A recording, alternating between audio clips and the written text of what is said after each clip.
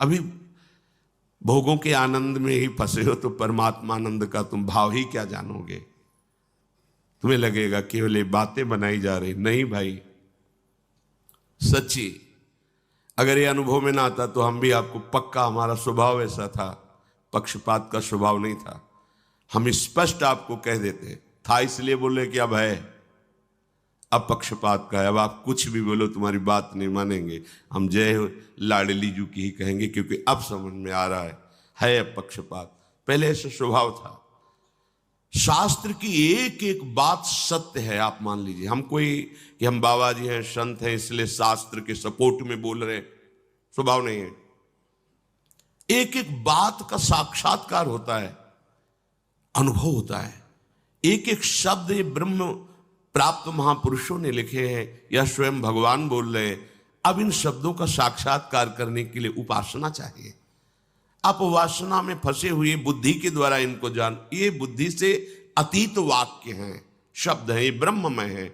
इनको जानने के लिए आपके लिए परम पवित्र ब्रह्ममयी बुद्धि चाहिए।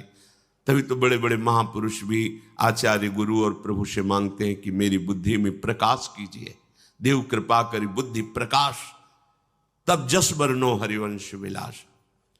तो जो दृष्टि संसार की तरफ रखते हैं, शरीर की तरफ रखते हैं, प्रकृति की तरफ रखते हैं, उनको बार बार जन्मना मरना पड़ता है। अगर वो सत्संग के प्रभाव से मेरी तरफ दृष्टि कर लें तो मेरी प्रियता, मेरी अलौकिकता, विलक्षणता, दिव्यता उनमें आने लगेगी। स्पष्ट वर्णन कर रहे हैं। केवल प्रियाजू की तरफ दृष्टि, कई बातें जो पूर्व में अपने में देखते थे, स्वभाव में, आचरण में, वो सब अपने आप है ही नहीं। तो समझ में आता है कि मेरा स्वभाव नहीं रह गया है, अब मेरा कोई आचरण नहीं रह गया है। एक यंत्र है मेरी लाडली जो जैसे चला रही हूं, स्पष्ट, कहीं कोई अपना निर्णय नहीं, कहीं कोई अपनी सोच नहीं रह गई। वो जो सोचवा रहे हैं, जहां विचरा रहे हैं, वहां ही।